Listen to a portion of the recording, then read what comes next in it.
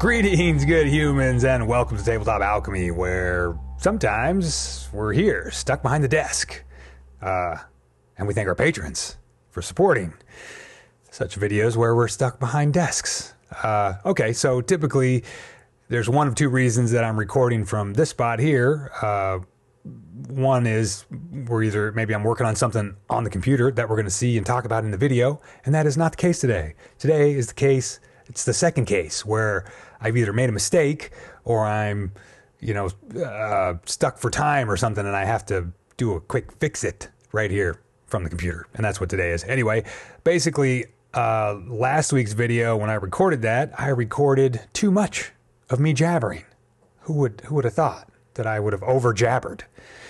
So I jabbered too much about the Cascade, the little skirmish game that I've been working on in the last couple of videos. So I basically am taking the stuff I cut out of last week's video to make this week's video, because it was going to be like a 40-minute video if I'd put it all together. That's just too long. There's only so much nonsense a person can take. I know it.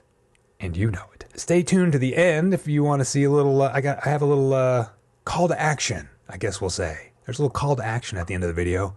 And so I will see you then. There, at the end of the video, which is over there, or over there. It's at the end of the video, man. That's all I know. I had a commenter on the last week's video, or the first video I did in the series, but they were just kind of like, hey, someone could make their own domino tiles for free, just literally drawing or printing up their own, on their printer at home. And that's a completely valid point. So I might actually probably put that into the rule book, this idea that, hey, if you don't want to spend 20 bucks or 30 bucks on a set of dominoes, or you don't want to go up in the attic and dig out the old ones, or, spend $5 or $6 on the wooden set because they're whatever, you don't like the wooden ones, you could always print them out on paper. There's a bit of an issue with, there's going to have to be a little bit of crafting involved, but pretty simple, because you don't want to really play with just literally paper dominoes. It's too hard to manipulate those and like randomly draw those, at least in my mind. So my idea would be a simple, maybe there's a template that you can print out. It's PDF that prints out an entire domino set, and then maybe you can slap that or glue it onto a piece of any kind of material, that you can carve up easily with an X-Acto knife or something, like a sheet of styrene or a sheet of Sintra, or maybe thin hardboard, maybe like the stuff. You can get some cheap clipboards, and they usually have that hardwood backing that you can cut up with an X-Acto knife, because you're going to want some body to the tiles, so you can mix them up and draw them out of a bag, etc., whatever. This week, I did a few more play tests just by myself, so I'm playing both sides, of a skirmish game.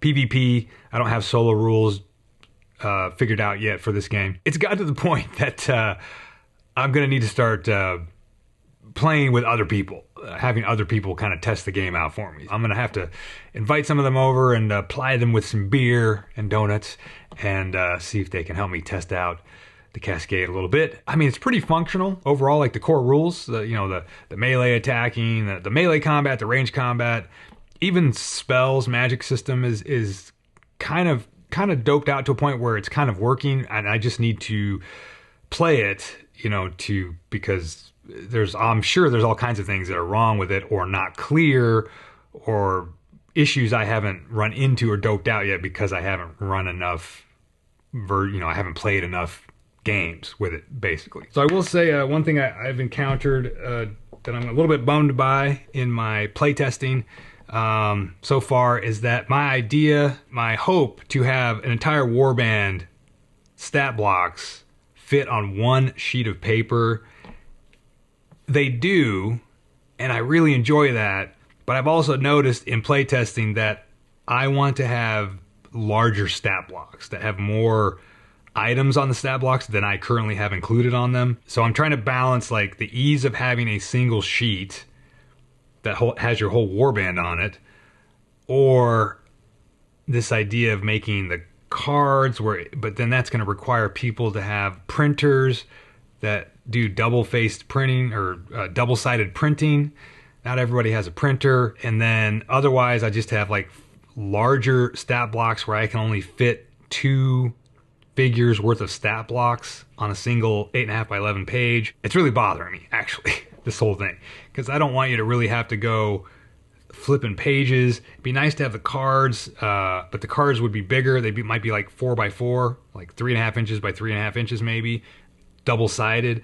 And that could be cool. It's just you have to track stuff on them with your pencil. I think one of the reasons that I'm running out of the space is because in this game, as opposed to say like Frostgrave or a lot of Joe McCullough's games, he has the stat lines. Oh, I never turned on my green. Dang it. My green lamp brings so much life to the background. Anyway, Joe's games tend to focus quite a bit on the key figure or the leader of the warband, right? Like in Rangers, you have your Ranger. Your Ranger levels up. Yes, some of your followers, they level up too, but much slower. And same thing in like Ghost Archipelago, Silver Bayonet, Stargrave. It's always the leader figure is the most important, which leader figures are the most important, but it's really the ones that develop. The leader figures and sort of like in Frostgrave and Stargrave, you have the leader or the head wizard or the captain of the crew, but then you have like the first mate, or in Frostgrave you have the apprentice wizard, and they're kind of, so you're really only leveling up those 2 characters, and those are the ones that are getting new abilities and spells and stuff like that. So they have the larger character sheets. All this is getting back to why the character sheets are taking up too much space. And the way I've been developing the Cascade is that there's so much customization for each of the characters, not just the leader. And it just requires them to have more space, because they can have more ability. They can have abilities, they can have spells, not as many as the leader, but they can have them. And as they level up, they're going to level up just like the leader does. So you're going to be able to pick new abilities, new spells, and you're going to acquire items like we just saw in all these loot tables that I have, right? You're going to need to track like following, you're going to need to track collecting raw materials, or if you've got a bunch of grenades, you've got a couple magic items or whatever. All of the characters kind of need space on their sheets to track that stuff. And I was finding it when I was playing. I was like, man, I actually need to have like a stat line for the weapons that this character has. Even though they're not the leader, I need to know what their weapon is, what the range is, and the damage it does, right? And so I'm running into this design issue of making figure stat blocks that are large enough that you can handwrite on them, right? Have space that you can write all your notes and stuff on them, but are still compact enough.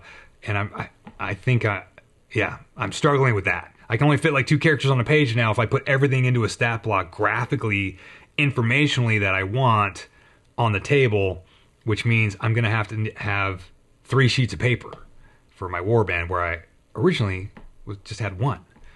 That bums me out. Anyway, this is all just part of doing this thing. I've also collected 2 more sets of dominoes. So I have 4 sets of dominoes now, and they're all different colors. Which brings me to this other thing I forgot I wanted to bring up.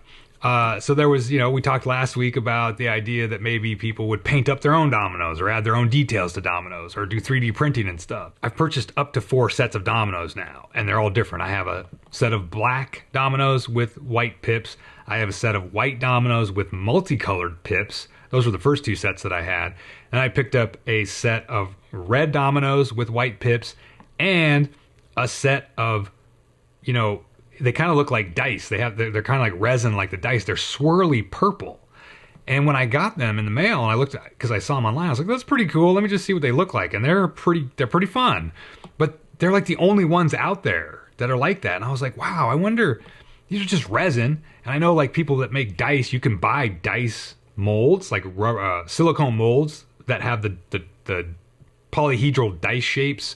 You can just buy the molds, and then you can buy the clear resin and all the little sparkly dust and put whatever you want into the resin. You can pour your own dice. And I was like, I wonder if there's if anybody has a mold for domino tiles. And absolutely they do. And they're not very expensive.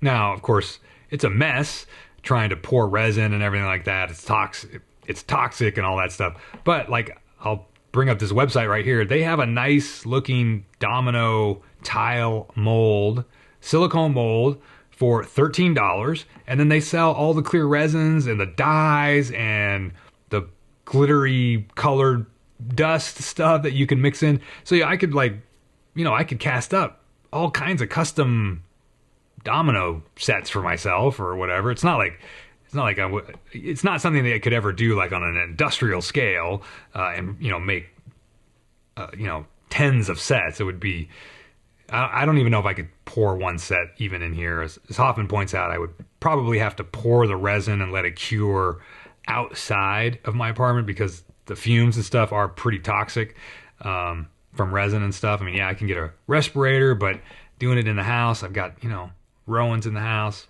That wouldn't be fair to her unless we have a little cat respirator. That'd be cool. Maybe we could 3D print one of those up. I could strap it on her and she'll look like Hannibal Lecter, which is what she looks like anyway.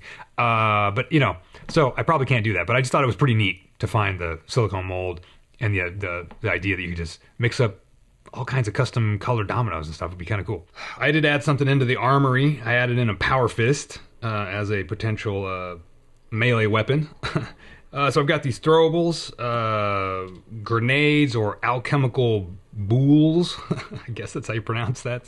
French word for grenade, maybe. But yeah, they're kind of fun. I tested them out a little bit on a play test, and yeah, they're fun. They're fun to use. I'm not sure how to limit how many you can carry yet, or if I should limit how many you can carry, or a lot of this ties into how do you as a player, how does your file in between scenarios, is there a way for you to, like in most existing games that are in a sort of a more normal setting versus the setting that I'm working with, you're going down through these realms, through these spheres.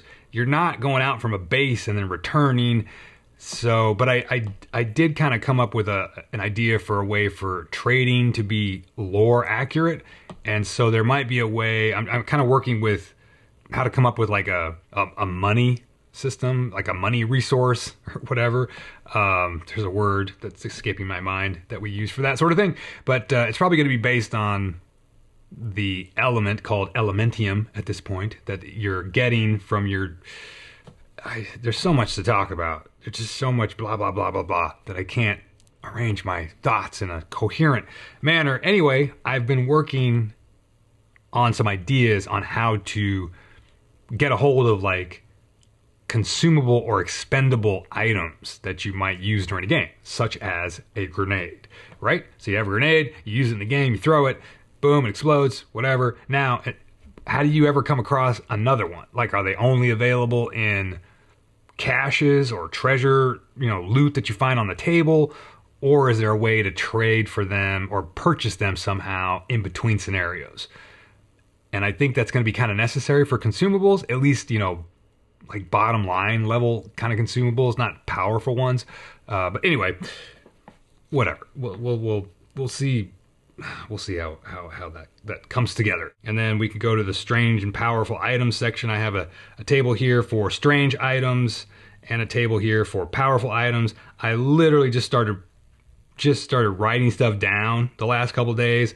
So these aren't done, and they're not, I don't know how many of these things will actually stay in here. Some of them, like, for sure will stay. Like, oh, you could find a crazy, the powerful items are really kind of super rare and hard to get. Yeah, you have to, like, go through the strange items table, and then you only have a 6% on the strange items table of finding something powerful. They're going to be pretty rare items, so they can be pretty powerful, but they all still have to be balanced a little bit, right? But, you can have like an active camouflage cloak. It's kind of like a Harry Potter invisibility cloak or predator armor or whatever, so you can be hidden when you're in line of sight, and you can still, even if you're engaged in melee combat, there's still probably like a -2 to hit you or whatever, even if you're in melee combat. So I came up with this one here just this morning.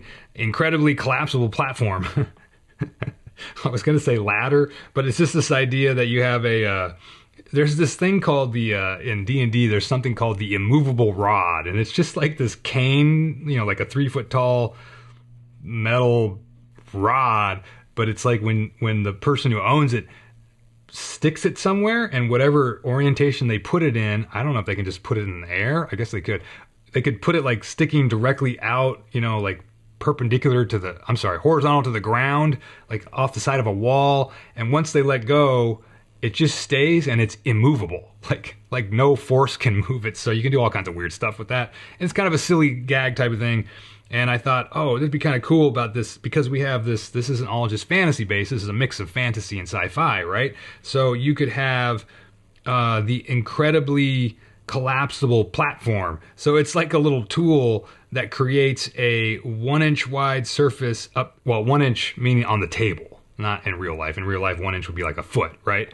So on the table, if you have this device, you can pop out it's like you have a little hand unit, but you hit the button and it can I do that sound effect again? It grows into a 1 inch wide by up to 6 inches long little platform that can serve as a stable bridge between two pieces of stable terrain.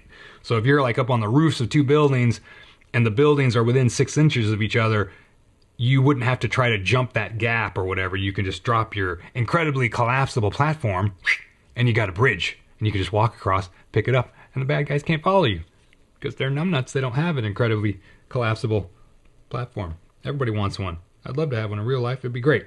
Anyway, we can have like a hoverboard. Super creative name. But it gives you like +1 movement.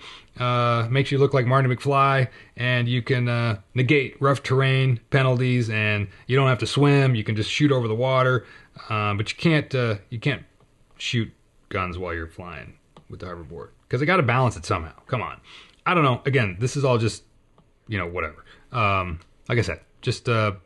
random ideas. I'm just spooling out ideas, right? Welcome back to the behind the computer. Yes, the call to action that I promised. So basically, I am looking for, a handful of people that are interested in playtesting the Cascade in its current state. So if you're interested, send me an email to ignatius at tabletop-alchemy.com and tell me you want to playtest or see the playtest rules or whatever, a copy. It's just a PDF, and I will email it to you. I don't really know what to expect about as far as how many of you guys out there might want to take a look at the rules or playtest them for me. You don't even have to play the game. You could just read the rules if you want to give me some feedback, but I am definitely looking for people that want to try to play it on a table to really check some things out. I'm just looking for feedback. I don't want to send out more than 10 copies, so I'm hoping I can send out maybe at least 5. Or basically the first 10 people that request it, I'll send you a PDF copy of the current state of the rule book. It won't have everything in there. Like I'm not putting a bunch of lore and stuff in there. It's not going to have the campaign rules or the Odyssey rules or whatever. It's going to be most of the stuff that we've gone over. Enough to, it has the core rules and melee rules, ranged attack rules, magic rules, stuff like that. It's got spells and some abilities and character creation rules. I don't want to send out too much because it'll be hard for me to keep track of everything. And it's just not in a state yet that I want to share it super widely, because this is the beta version, right? So anyway, if you got some dominoes at home and you want to try it out, just send me an email and we'll see how it goes. All right. That's about it. Get back to your hobbying work. Get out from behind my desk. See ya.